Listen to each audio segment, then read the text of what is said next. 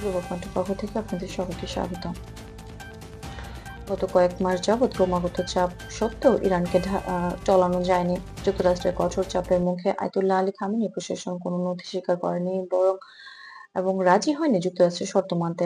এমন প্রেক্ষাপটে ট্রাম্প আঙুল বাঁকা করে ইরানকে শেষবারের মতো সমঝোতার সুযোগ দিয়েছেন। তিনি বদলে দিয়েছেন সমাধানের পথ এবং বলেছেন যে ইরানের নেতৃত্ব পরিবর্তন না হলে সব সমস্যার সমাধান সহজ হবে না। যুক্তরাষ্ট্র-ইরান সম্পর্ক এবং ক্রমবর্ধমান চাপের মধ্যে রয়েছে। 2025 সালে যুক্তরাষ্ট্র জেসিপিওএ পারমাণবিক চুক্তি থেকে বেরিয়ে গেলে ইরান পুনরায় ইউরেনিয়াম সমৃদ্ধকরণ শুরু করেছে, যা পূর্বের আন্তর্জাতিক সমঝোতার সীমার চেয়ে বেশি। পাশাপাশি দেশটির ক্ষেপণাস্ত্র ও ড্রোন সক্ষমতা বৃদ্ধি পেয়েছে। তবে আন্তর্জাতিক বিশ্লেষকরা বলছেন ইরান এই সক্ষমতাগুলো মূলত প্রতিরক্ষা এবং আত্মরক্ষার উদ্দেশ্যে বাড়িয়েছে।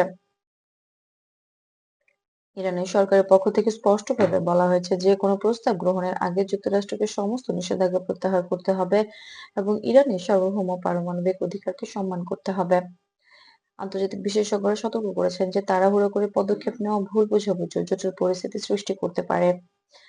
ইরান বিভিন্ন আঞ্চলিক ও আন্তর্জাতিক অংশীদারের সঙ্গে নিয়মিত যোগাযোগ বজায় রেখেছে। চীন, রাশিয়া এবং ইউরোপীয় ইউনিয়ন বারবার কূটনৈতিক আলোচনার মাধ্যমে পরিস্থিতি স্থিতিশীল রাখার আহ্বান জানিয়েছে।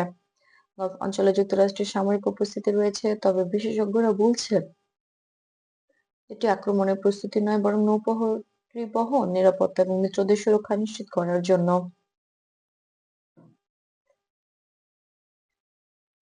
অর্থনৈতিক দিক থেকেও ইরান বিকল্প বাণিজ্য অংশীদারদের সঙ্গে লেনদেন বাড়াচ্ছে। ইউরোপীয় মুদ্রা, চীনা ইউয়ান এবং ভারতীয় রুপি ব্যবহার বৃদ্ধি পাচ্ছে, যা যুক্তরাষ্ট্রের আর্থিক প্রভাব কমাতে সাহায্য করছে।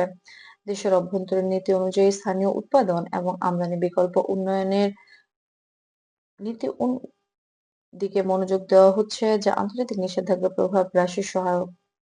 বিশ্ব অর্থনীতি এবং জ্বালানি বাজারও পরিস্থিতি নজরে রাখছে। বিশেষজ্ঞরা বলছেন যে ইরান এবং যুক্তরাষ্ট্র উভয়ই অর্থনৈতিক এবং কূটনৈতিক সংকেত প্রদানের মাধ্যমে পরিস্থিতি নিয়ন্ত্রণের চেষ্টা করছে, যাতে বড় ধরনের সংঘর্ষ বা জটিল পরিস্থিতি এড়ানো যায়। মোটের উপর ইরান যুক্তরাষ্ট্র সম্পর্ক এখনো সংবেদনশীল।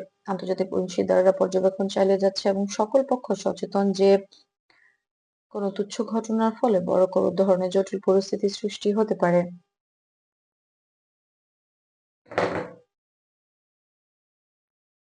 তাই কূটনৈতিক যোগাযোগ, সতর্ক পর্যবেক্ষণ এবং ধৈর্যপূর্ণ পদক্ষেপ এখন সবচেয়ে গুরুত্বপূর্ণ। গ্লোবাল পয়েন্ট চ্যানেলটি প্রতিনিয়ত ভ্যালিড সোর্স থেকে তথ্য সংগ্রহ করে আপনাদের জন্য সত্যনিষ্ঠ, নিরপেক্ষ এবং ব্যালেন্সড রিপোর্ট প্রদান করবে।